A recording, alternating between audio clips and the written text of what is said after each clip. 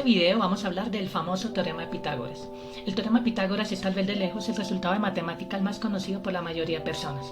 En este video veremos una pequeña justificación del hecho del por qué este resultado es aceptado por la comunidad matemática como verdadero, es decir, lo que se conoce como una demostración, y adicionalmente veremos un par de aplicaciones sencillas.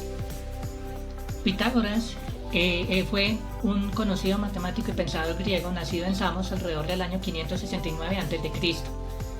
No se conocen muchos datos históricos sobre Pitágoras, esto debido a que historiadores contemporáneos de él nunca reseñaron su vida. Lo poco que se conoce se deben a historiadores que vivieron 150 años después de su muerte, aproximadamente.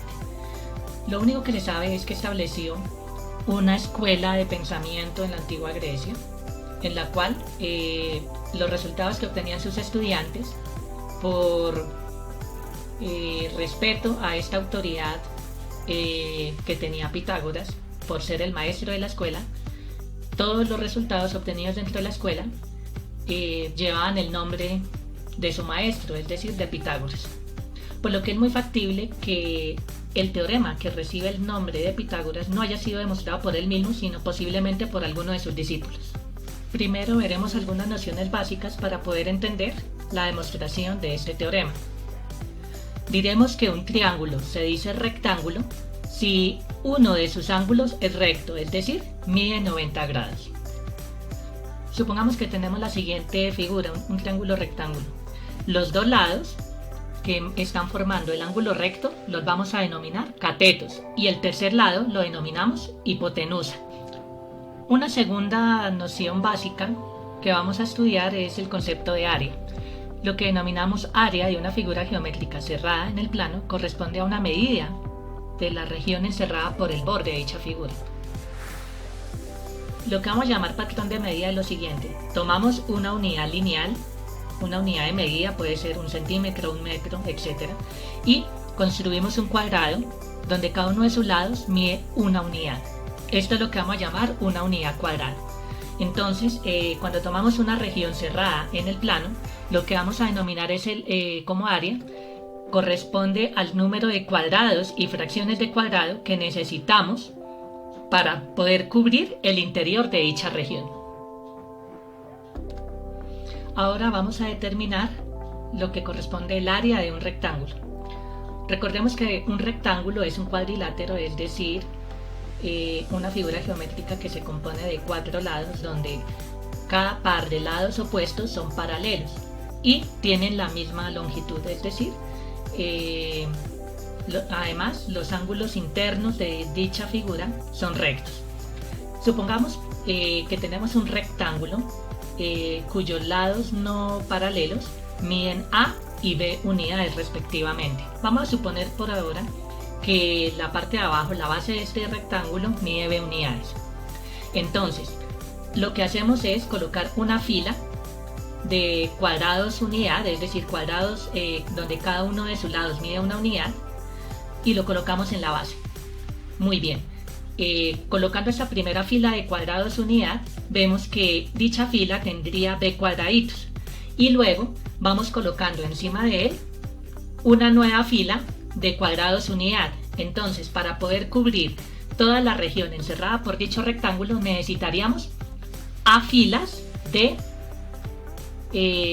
cuadrados, donde en cada fila tenemos B cuadrados unidad.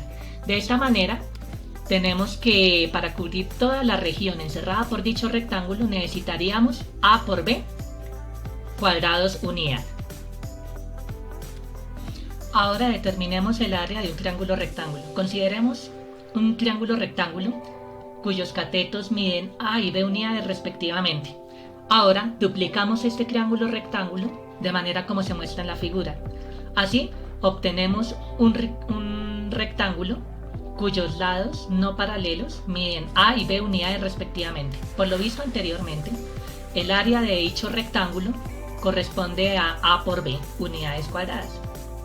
Pero como el triángulo rectángulo original que habíamos considerado corresponde a la mitad de la región encerrada por el rectángulo que hemos considerado en este momento, entonces tenemos que el área del triángulo rectángulo que nos dieron originalmente es realmente la mitad del área del rectángulo, es decir, A por B sobre 2. En otras palabras, el área de un triángulo rectángulo cuyos catetos midan A y B unidades corresponde a el producto de la medida de dichos catetos sobre 2. Un tercer hecho que vamos a necesitar en la demostración del teorema de Pitágoras es el hecho conocido en cualquier triángulo que nos dice que si sumamos la medida de cada uno de los ángulos internos de dicho triángulo, dicha suma siempre nos va a dar 180 grados. Bueno, ahora sí, entremos en materia. El famoso teorema de Pitágoras nos dice que si tomamos cualquier triángulo rectángulo, si sus catetos miden A y B unidades respectivamente y su hipotenusa mide C unidades, entonces A al cuadrado más B al cuadrado es igual a C al cuadrado. Es decir, la suma del cuadrado de las respectivas medidas de sus catetos tiene que ser igual el cuadrado de la medida de su hipotenusa. Bien, entonces para empezar la demostración del teorema de Pitágoras, lo que hacemos es la siguiente construcción.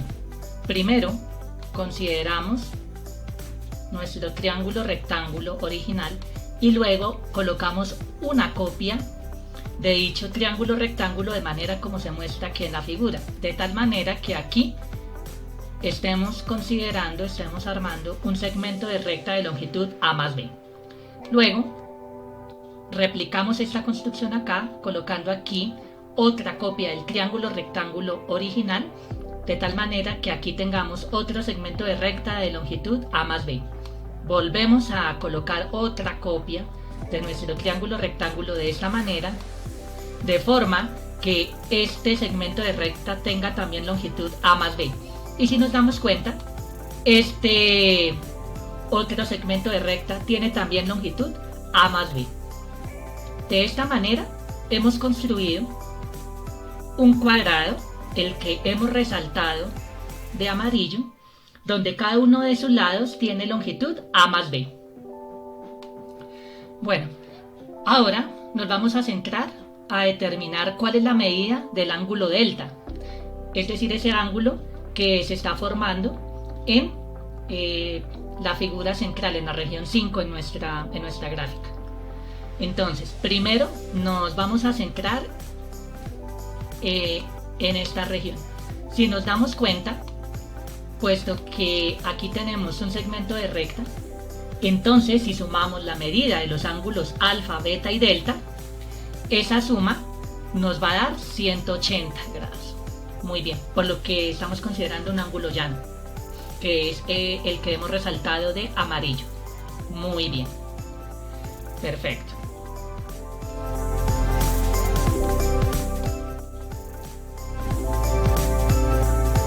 Por otro lado,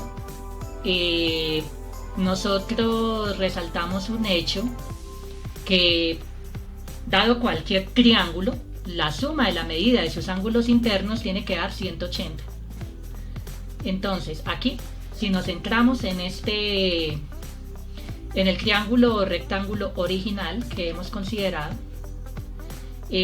ahí entonces la suma de la medida del ángulo alfa más la suma del ángulo beta más 90 grados tiene que dar 180, que es lo que corresponde a nuestra segunda igualdad.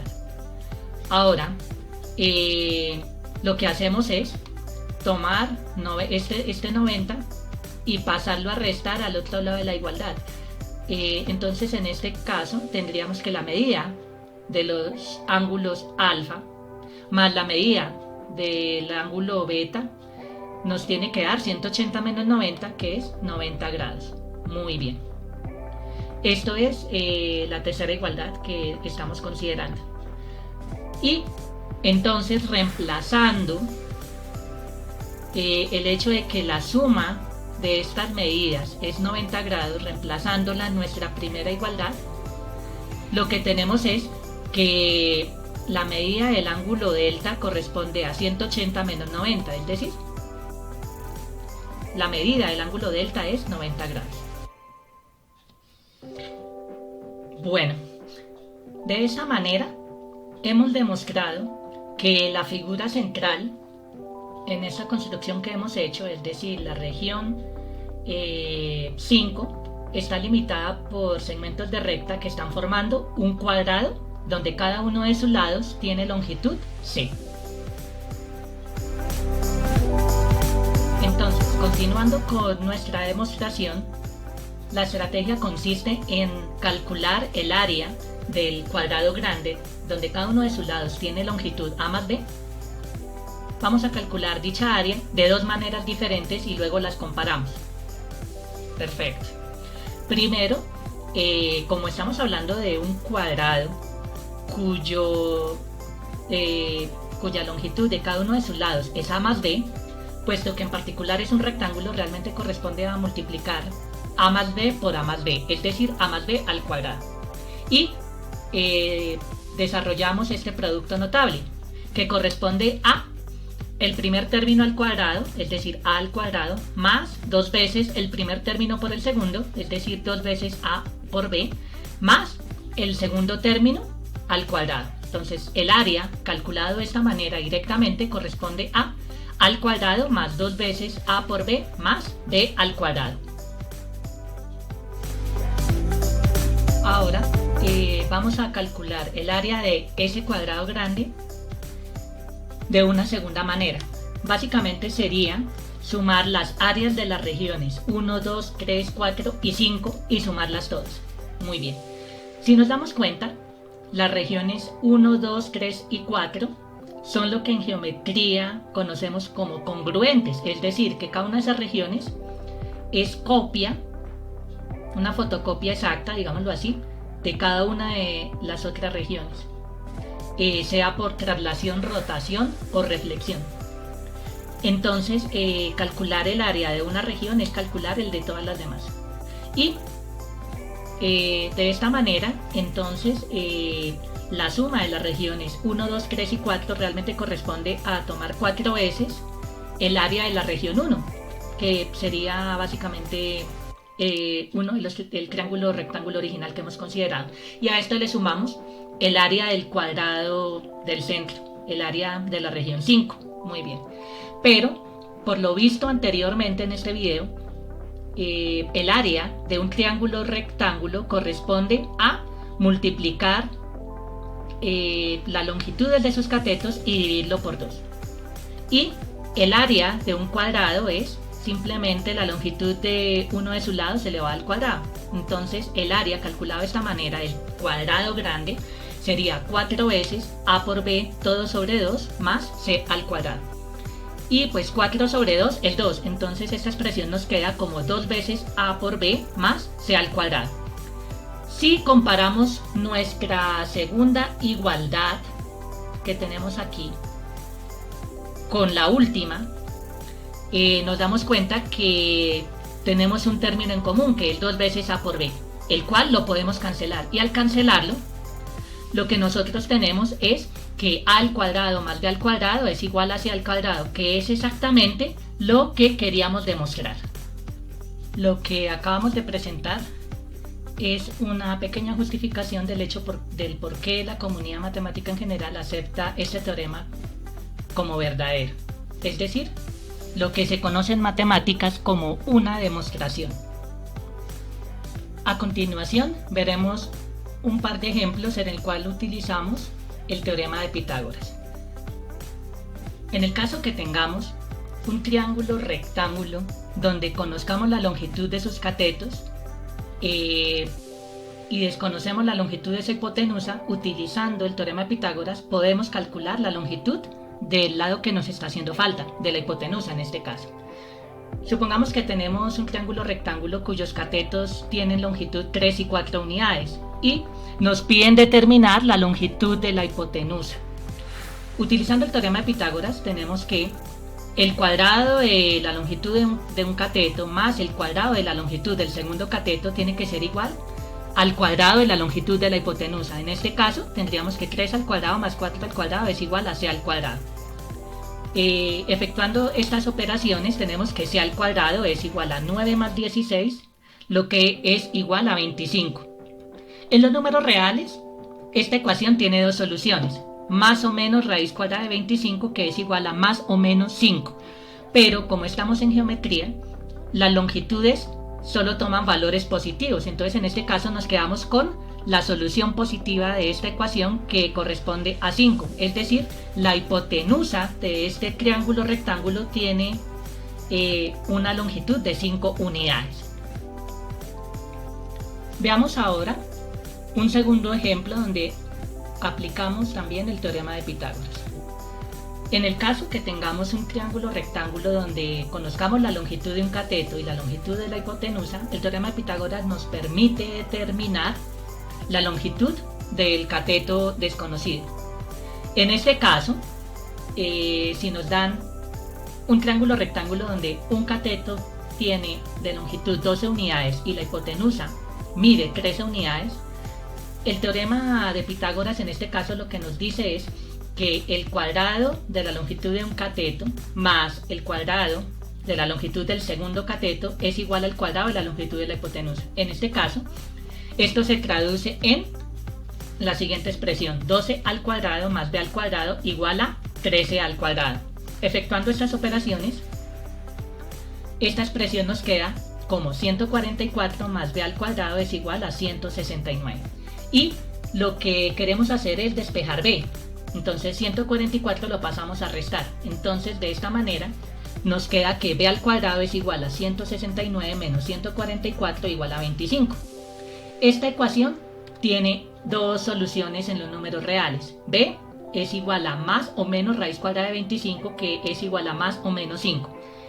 De nuevo, como en el caso anterior, como en geometría las longitudes siempre son positivas, nos quedamos con la solución positiva de esta ecuación, es decir, que b es igual a 5 unidades. Es decir, la longitud del cateto que desconocemos es 5 unidades. Muy bien, es todo por hoy en este video. Muchísimas gracias por vernos y los esperamos en un próximo video de Matematiqueando. Que tengan un muy buen día.